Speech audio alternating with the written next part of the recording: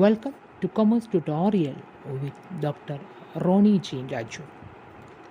Sale of goods ആക്ടിലെ section 45 subsection 1-ൽ പറയുന്ന വളരെ ഇമ്പോർട്ടൻ്റ് ആയിട്ടുള്ള ഒരു ടേമാണ് unpaid seller or unpaid vendor. ആ ടേമിൽ നിന്ന് നമുക്ക് തന്നെ മനസ്സിലാക്കും സെല്ലറാണ് ഇയാൾ. സെല്ലർ ആരാ നമുക്കറിയാം. A seller is A person who cell goods അല്ലേ, സാധനങ്ങൾ വിൽക്കുന്ന വ്യക്തിയെ സെല്ലർ എന്ന് വിളിക്കുന്നു. അപ്പോൾ അതിന് മുൻപിലുള്ള പേര് അൺപെയ്ഡ് എന്ന് പറഞ്ഞാൽ അതിൻ്റെ അർത്ഥം എന്താണ്? ഏതോ ഒരു സെല്ലർ, ആ സെല്ലർക്ക് എന്ത് കിട്ടിയില്ല? പേയ്മെൻറ്റ് കിട്ടിയില്ല അല്ലേ. സെല്ലർ എന്താ കൊടുക്കുന്നത്? സാധനങ്ങൾ വിറ്റ് അതിൻ്റെ പണം മേടിക്കുന്നു. ഇവിടെ ഈ സെല്ലർക്ക് സാധനങ്ങൾ വിറ്റപ്പോൾ എന്ത് കിട്ടിയില്ല? അതിൻ്റെ പേയ്മെൻറ്റ് കിട്ടിയില്ല. അപ്പോൾ അങ്ങനെയുള്ള സെല്ലറിനെ വിളിക്കുന്ന പേരായിരിക്കുമല്ലോ അൺപെയ്ഡ് സെല്ലർ. അപ്പോൾ നമുക്ക് ഈ ആ ഒരു ടേമിൽ നിന്നും അൺപെയ്ഡ് സെല്ലർ എന്ന് പറഞ്ഞ ടേമിൽ നിന്നും നമുക്കിതാണ് മനസ്സിലായത്. അപ്പോൾ നമുക്ക് ഇനി നോക്കാം എന്താണ് യഥാർത്ഥത്തിൽ അൺപെയ്ഡ് സെല്ലർ എന്ന് വിളിക്കുന്നത്. And this is A one. It is defined in section 45 of subsection 1 of sale of goods act. As per Section 45, subsection 1 of Sale of Goods Act, an unpaid seller is a seller who has not been paid or tendered the whole of the price of goods sold. So, വിറ്റ price മുഴുവനായിട്ട് കിട്ടാത്ത, അല്ലെങ്കിൽ അതിൻ്റെ payment മുഴുവനായിട്ട് കിട്ടാത്ത ഒരു സെല്ലറിനെ വിളിക്കുന്ന പേരാണ് unpaid seller. That means he has not been paid. He has not been paid the whole of the price of goods sold. എന്ന് പറഞ്ഞാൽ 2000 രൂപ വിലയുള്ള സാധനത്തിൻ്റെ 2000 കിട്ടാത്ത മനുഷ്യനാണ് ഈ അൺപെയ്ഡ് സെല്ലർ. ഇതാ പറഞ്ഞത്, ഹോൾ ഓഫ് ദ പ്രൈസ്, മുഴുവൻ പ്രൈസും ഇയാളുടെ കയ്യിൽ കിട്ടിയിട്ടില്ല. പകുതി കിട്ടിയെന്നല്ല പറഞ്ഞത്, മുഴുവൻ പ്രൈസും കിട്ടാത്ത വ്യക്തി ആരെന്ന് വിളിക്കാം. അപ്പോൾ ചോദ്യം വരും, 2000 രൂപയുടെ സാധനത്തിനകത്തുനിന്ന് ഒരു ബയർ 1000 കൊടുത്തു, 1000 ഇനിയും കൊടുക്കാനുള്ളൂ. അപ്പോഴും അയാൾ ആരെന്നെ മാറി? അൺപെയ്ഡ് സെല്ലറായി മാറി. കാരണം ഫുൾ പ്രൈസും കിട്ടണം. മനസ്സിലായോ? അപ്പോൾ ആരാണ് unpaid seller? Who has not been paid or tendered the whole of the price of goods sold. Second one, who has received a bill of exchange or other negotiable instrument but which is subsequently dishonored. നമുക്ക് എന്തോ ഒരു payment ചെയ്യാൻ നേരത്ത് നമ്മുടെ ഈ സെല്ലർക്ക് എന്താണ് കിട്ടിയത്? എന്തോ ഒരു ബിൽ ഓഫ് എക്സ്ചേഞ്ചോ അതോ ഒരു നെഗോഷ്യബിൾ ഇൻസ്ട്രുമെൻറ്റോ കിട്ടി. പക്ഷേ ഇതെന്ത് സംഭവിച്ചു? And it was dishonoured. ഇതെന്തായി മാറി? ഡിസോണറായി മാറി. That person has received a bill of exchange or that person has received a negotiable instrument but it was dishonored. Dishonor ആയി പോയെന്ന് പറഞ്ഞാൽ അറിയാലോ, ചെക്കാണെങ്കിൽ ചെക്ക് ബൗൺസ് ആയി പോയി, ചെക്ക് മടങ്ങിപ്പോയി. And that seller is called as an unpaid seller. Unpaid seller means a seller who has not been paid or tendered the whole of the price of goods sold, or who has received a bill of exchange or other negotiable instrument but it was subsequently dishonored. ഇയാൾ ഈ payment, ഈ goods വിറ്റപ്പോൾ അതിന് return ആയിട്ട് മേടിച്ചത് ഒരു ചെക്കോ bill of എക്സ്ചേഞ്ചോ ആയിരുന്നു. But it was dishonoured ആയി മാറി. And that particular seller is called unpaid seller. Okay, normally under the Sale of Goods Act, the unpaid seller has some rights. He has rights against the good.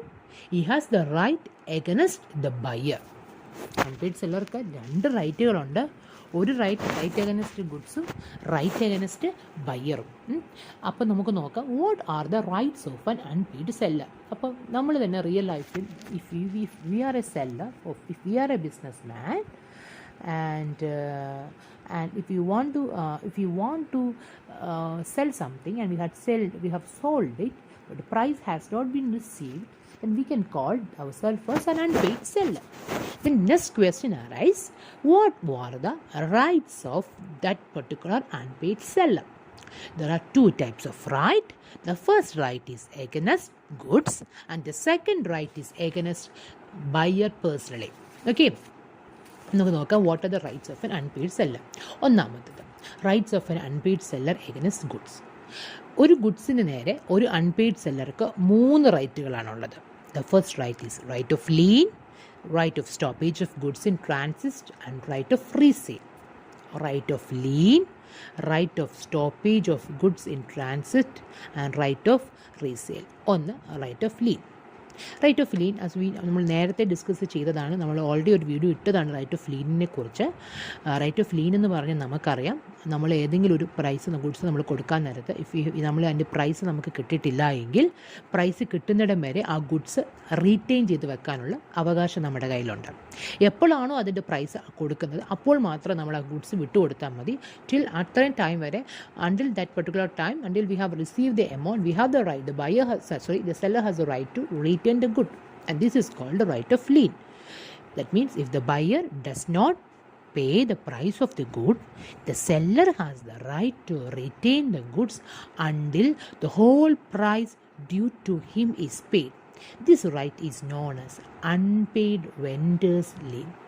If the buyer does not pay the price of the goods, the seller has the right to retain the goods. Like if that particular buyer, if he has not paid the price, he has the right to retain the good, and he has the right to retain until the full amount is received. ആ മുഴുവൻ എമൗണ്ടും കിട്ടുന്നിടം വരെ lean ചെയ്ത് വെക്കാൻ, retain ചെയ്ത് വെക്കാനുള്ള right ഉണ്ട്. ഇതിനെയാണ് ഏതെന്ന് വിളിക്കുന്നത്? റൈറ്റ് ഓഫ് ലീൻ എന്ന് വിളിക്കുന്നത്. Okay, this is about right of lean.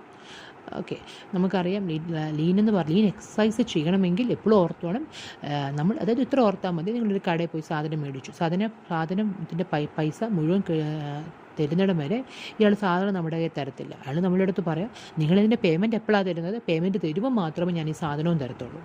അങ്ങനെ പ്രൈസ് കിട്ടുന്നിടം വരെ അത് റീറ്റെയിൻ ചെയ്ത് വെക്കുന്നതിന് പറയുന്ന പേരാണ് റൈറ്റ് ഓഫ് ലീൻ. അപ്പോൾ എപ്പോഴും ഓർത്തുക, റൈറ്റ് ഓഫ് ലീൻ എക്സസൈസ് ചെയ്യണമെങ്കിൽ ഈ പറഞ്ഞ സെല്ലറിൻ്റെ കയ്യിൽ ഗുഡ്സിൻ്റെ പൊസഷൻ റൈറ്റ് ഉണ്ടായിരിക്കണം. ഓണർഷിപ്പ് റൈറ്റ് ബയ്യറിലേക്ക് ട്രാൻസ്ഫർ ചെയ്തെന്ന് പറഞ്ഞാലും പൊസഷൻ റൈറ്റ് ഉണ്ടായിരിക്കണം. എന്താണ് ഈ പൊസഷൻ റൈറ്റ്? കൈവശം വെക്കാനുള്ള അധികാരം. ഒരു ഗുഡ്സ് കൈവശം വെക്കാനുള്ള അധികാരത്തിന് പറയുന്ന പേരാണ് പൊസഷൻ. പൊസഷൻ റൈറ്റ് ഒരിക്കലും കൈമാറ്റം ചെയ്യാൻ പാടില്ല. പൊസഷൻ റൈറ്റ് വിട്ടുപോയി കഴിഞ്ഞാൽ നമുക്കത് എക്സസൈസ് ചെയ്യാൻ സാധിക്കത്തില്ല. Normally there are 2 types of lean. അതും നമ്മളൊരു വീഡിയോയിൽ ഡിസ്കസ് ചെയ്താണ്. One is A general lean and the second one is a particular lean. General lean എന്താണെന്ന് നമുക്കറിയാം. ജനറൽ ലീൻ എന്ന് പറഞ്ഞാൽ നമ്മളൊരു സെല്ലറുമായി, നമ്മൾ വിറ്റ സാധനമായിരിക്കത്തില്ല നമ്മൾ റീറ്റെയിൻ ചെയ്ത് വെക്കുന്നത്. സെല്ലറിൻ്റെ മറ്റ് എന്തെങ്കിലും ഒരു ഗുഡ്സ് റീറ്റെയിൻ ചെയ്ത് വെച്ചാലും അതെന്തായി മാറി? ജനറൽ ലീനായി മാറി. പെർട്ടിക്കുലർ ലീൻ എന്ന് പറഞ്ഞാൽ നമ്മൾ ഏത് ഗുഡ്സാണോ വിറ്റത്, അല്ലെങ്കിൽ ഏത് ഗുഡ്സിൻ്റെ മേലാണോ പ്രൈസ് അൺപെയ്ഡ് ആയിട്ട് നിൽക്കുന്നത്, ആ പെർട്ടിക്കുലർ ഗുഡ്സാണ് നമ്മൾ റീറ്റെയിൻ ചെയ്ത് വെക്കുന്നതെങ്കിൽ that it is a particular lien. Okay, general ലീനും പെർട്ടിക്കുലർ ലീനും. ഏത് ഗുഡ്സ് നമ്മൾ വിറ്റ ഗുഡ്സ് തന്നെയാണ് റീറ്റെയിൻ ചെയ്ത് വെക്കുന്നതെങ്കിൽ അത് പെർട്ടിക്കുലർ ലീൻ. ഏതെങ്കിലും സെല്ലറിൻ്റെ ഏതെങ്കിലും ഗുഡ്സാണ് നമ്മൾ റീറ്റെയിൻ ചെയ്ത് വെക്കുന്നതെങ്കിൽ അതേത് ലീനാണ്? General lean. അപ്പോൾ ഓർക്കുക, ഈ ലീൻ എക്സസൈസ് ചെയ്യണമെങ്കിൽ ദർ ആർ സം കണ്ടീഷൻസ്. കുറച്ച് കണ്ടീഷൻസ് നമ്മൾ ഫുൾഫിൽ ചെയ്യണം. ആ കണ്ടീഷൻ ഫുൾഫിൽ ചെയ്തിട്ടുണ്ടെങ്കിൽ മാത്രമേ we can exercise the lean. What are the conditions? What is a lien? Lien is a right to retain the possession of the good until the whole price of the goods due to the seller is paid. The first condition is ownership must have been passed to the buyer. Ownership right സെല്ലറിൻ്റെ കയ്യിൽ നിന്നും ബയ്യറിൻ്റെ കയ്യിലേക്ക് മാറിയിരിക്കണം. Okay? This is a necessity. This is a condition number 1. Second condition, നമ്മുടെ കോൺട്രാക്റ്റിനകത്ത് ഇതുമായി ബന്ധപ്പെട്ട് മറ്റ് കാര്യങ്ങളൊന്നും പറയാൻ പാടില്ല. ഇപ്പോൾ കോൺട്രാക്റ്റിനകത്ത് പറയാണ് അൺപെയ്ഡ് സെല്ലർക്ക്, നമ്മൾ ബയറും സെല്ലറും തമ്മിലുള്ള കോൺട്രാക്റ്റിനകത്ത് വ്യക്തമായിട്ട് പറയുന്നുണ്ട്, ഈ പ്രൈസ് അൺപെയ്ഡ് ആണെങ്കിൽ ഇവർക്ക് റൈറ്റ് ഓഫ് ലീൻ എക്സസൈസ് ചെയ്യാൻ പറ്റത്തില്ല എന്ന് പറഞ്ഞിട്ടുണ്ടെങ്കിൽ നമുക്ക് സെല്ലർക്ക് റൈറ്റ് ഓഫ് ലീൻ എക്സസൈസ് ചെയ്യാൻ സാധിക്കുമോ? ഇല്ല. അപ്പോൾ റൈറ്റ് ഓഫ് ലീൻ എക്സസൈസ് ചെയ്യണമെങ്കിൽ കോൺട്രാക്റ്റിനകത്ത് ഇതിനെക്കുറിച്ച് കാര്യങ്ങൾ എക്സ്പ്രസ് ചെയ്യാൻ പാടില്ല. അതായത് കോൺട്രാക്റ്റ് ഇതിനെതിർത്തുള്ള കാര്യം ചെയ്യാൻ, റൈറ്റ് ഓഫ് ലീൻ എക്സസൈസ് ചെയ്യാൻ പാടില്ല എന്ന് പറയാൻ പാടില്ല. അതായത് റൈറ്റ് ഓഫ് ലീന് പ്രിവെൻറ്റ് ചെയ്യുന്ന ടേംസ് ഒന്നും കോൺട്രാക്റ്റിനകത്ത് കാണാൻ പാടില്ല എന്നർത്ഥം. മൂന്നാമത്തത്, ഈ ഗുഡ്സിൻ്റെ പൊസഷൻ റൈറ്റ് ഇപ്പോഴും ആരുടെ കയ്യിൽ തന്നെ ഇരിക്കണം? സെല്ലറിൻ്റെ കയ്യിൽ തന്നെ ഇരിക്കണം. അങ്ങനെ പൊസഷൻ റൈറ്റ് ഇരുന്നെങ്കിൽ മാത്രമേ അയാൾക്കത് ഇത് ചെയ്യാൻ പറ്റത്തുള്ളൂ, അയാൾക്കത് റീറ്റെയിൻ ചെയ്ത് വെക്കാൻ പറ്റത്തുള്ളൂ. ആൻഡ് ഫോർത്ത് കണ്ടീഷൻ, പ്രൈസ് എന്തായിരിക്കണം? അൺപെയ്ഡ് ആയിരിക്കണം. ഓക്കെ, പ്രൈസ് എപ്പോഴും എന്തായിരിക്കണം? അൺപെയ്ഡ്. അത് ഗുഡ്സിൻ്റെ പ്രൈസ് മാത്രമല്ല, ഇപ്പം എന്തെങ്കിലും വെയർ ഹൗസിങ്ങിൻ്റെ ചാർജോ, സ്റ്റോർ ചെയ്യാനുള്ള ചാർജോ, അല്ലെങ്കിൽ അത് ക്യാരി ചെയ്യാനുള്ള ചാർജോ, അങ്ങനെ എല്ലാം അതിനകത്ത് വരും. മനസ്സിലായോ? അപ്പോൾ ദിസ് ആർ ദ കണ്ടീഷൻ.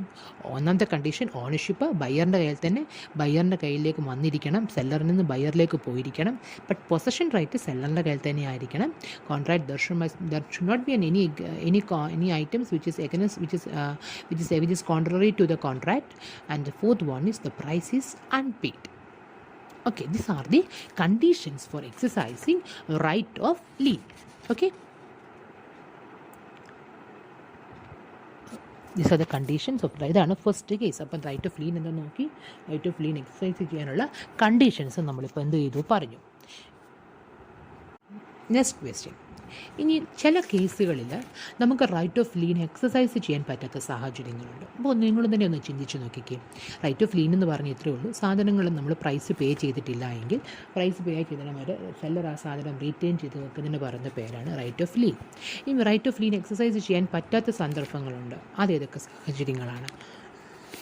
നമ്മുടെ ഗുഡ്സ് ഡെലിവറി ബയ്യറിലേക്ക് പൊസഷൻ റൈറ്റ് കൊടുത്തു കഴിഞ്ഞെങ്കിൽ, അല്ലെങ്കിൽ ഗുഡ്സ് ബയ്യറിലേക്കോ ബയ്യറിൻ്റെ ഏജൻറ്റിലേക്കോ ഡെലിവർ ആയിപ്പോയെങ്കിൽ നമുക്കത് എക്സസൈസ് ചെയ്യാൻ സാധിക്കുമോ? ഇല്ല. അതുപോലെ തന്നെ നമ്മൾ ഗുഡ്സ് ഡെലിവറി ചെയ്യാൻ വേണ്ടി ഒരു ഡെലിവറി വെഹിക്കിളിലേക്കോ ഒരു കാരിയറിലേക്കോ ബയ്യറിലേക്ക് അതായത് ബയ്യറിലേക്ക് പോകുന്നത്, ഇപ്പം നമ്മൾ അതായത് ട്രാൻസിസ്റ്റ് എന്ന് പറയും. ട്രാൻസിറ്റ് എന്ന് പറഞ്ഞാൽ ബയ്യറിൽ നിന്നും സെല്ലറിൽ നിന്നും ബയ്യറിലേക്ക് മാറുവാണ്. അതിപ്പോൾ വണ്ടിയിലേക്ക് മാറുമോ, അല്ലെങ്കിൽ ഇപ്പോൾ വണ്ടിയിലേക്ക് കൊണ്ടുപോകുന്നെങ്കിൽ വണ്ടിയിലേക്കോ, അല്ലെങ്കിൽ ഫ്ലൈറ്റിനെ കൊണ്ടുപോകുന്നത്, അല്ലെങ്കിൽ ഷിപ്പിലാണ് കൊണ്ടുപോകുന്നത്, ഷിപ്പിലേക്കോ. അത് ട്രാൻസിറ്റിലേക്ക് നമ്മുടെ ഗുഡ്സ് മാറിപ്പോയാലും നമുക്ക് ഈ റൈറ്റ് എക്സസൈസ് ചെയ്യാൻ സാധിക്കത്തില്ല. പ്രൈസ് ഫുൾ പേ ചെയ്താലോ എക്സസൈസ് ചെയ്യാൻ സാധിക്കുമോ? ഇല്ല. അപ്പോൾ ഇതാണ് റൈറ്റ് ഓഫ് ലീൻ എന്ന് പറയുന്നത്. It is a right to retain the good until the whole price of the goods due to the seller is paid. Okay. The second right of an unpaid seller against the good is right of stoppage of goods in transit. Right of stoppage of goods in transit. And it is given in section 50 to section 52 of Sale of Goods Act. ആ വാക്കിൽ നിന്ന് തന്നെ നമുക്കറിയാം right of stoppage. എന്തിനാണ് stop ചെയ്യുന്നത്? Goods. എവിടെയുള്ള goods? In transit. അതായത് സിമ്പിളായിട്ട് പറയുകയാണെങ്കിൽ, ഒരു ബയ്യർ സെല്ലറിൻ്റെ കയ്യിൽ നിന്ന് എന്തോ ഗുഡ്സ് മേടിച്ചു. എക്സാമ്പിൾ പറയുകയാണെങ്കിൽ മേടിച്ചു. അയാൾ പറഞ്ഞു നിങ്ങൾ സാധനം കയറ്റി വിട്ടേക്ക്. സപ്പോസ് എന്തു പറയുകയാണ്, ഇപ്പം കുറച്ച് ഇലക്ട്രോണിക് ഐറ്റംസ് നമ്മൾ മേടിച്ചെന്ന് വിചാരിക്കുക. അയാൾ പറഞ്ഞു നിങ്ങൾ വണ്ടി കയറ്റി വിട്ടേക്ക്. നിങ്ങൾ ഇപ്പോൾ രാവിലെ സപ്പോസ് ഒരു നമുക്ക് യാത്ര ബയ്യറിൻ്റെ കയ്യിൽ നിന്ന് സെല്ലറിൻ്റെ കയ്യിൽ നിന്ന് ബയ്യറിലേക്ക് യാത്ര ഉണ്ടെന്ന് വിചാരിക്കുക. ആ യാത്ര സപ്പോസ് ഒരു എന്തു പറയുക ഒരു 2 ദിവസത്തെ യാത്ര ഉണ്ടെന്ന് വിചാരിക്കുക. അപ്പം നമ്മൾ നിങ്ങൾ കയറ്റി വിട്ടേക്ക്, വണ്ടി വിട്ട് ഉച്ചയാകുമ്പോൾ രാവിലെ വണ്ടി കയറ്റി വിട്ടേക്ക്, ഉച്ചയാകുമ്പോഴത്തേക്ക് ഞാൻ അതിൻ്റെ പ്രൈസ് തരാമെന്ന് പറഞ്ഞു. അപ്പോൾ അയാൾ ഇത് കേട്ട് വാക്ക് കേട്ട് വിശ്വസിച്ച് ഈ സെല്ലർ വണ്ടിയെ കയറ്റി 2 ദിവസത്തെ യാത്രയ്ക്കായിട്ട് സപ്പോസ് ഫർണിച്ചർ നമ്മൾ ദൂരെ നിന്ന് എടുക്കുമെന്ന് വിചാരിക്കും. കയറ്റി വിട്ടു. ഉച്ചയാകുമ്പോൾ പൈസ തരാമെന്ന് പറഞ്ഞു. അയാൾ പൈസ തന്നില്ല. ഗുഡ്സ് ഇൻ ട്രാൻസിറ്റ് ആണല്ലോ. അപ്പോൾ നമുക്ക് ആ ട്രാൻസിറ്റ് ഇരിക്കുന്ന ഗുഡ്സിന് എന്ത് ചെയ്യാം? നമുക്ക് സ്റ്റോപ്പ് ചെയ്യാം.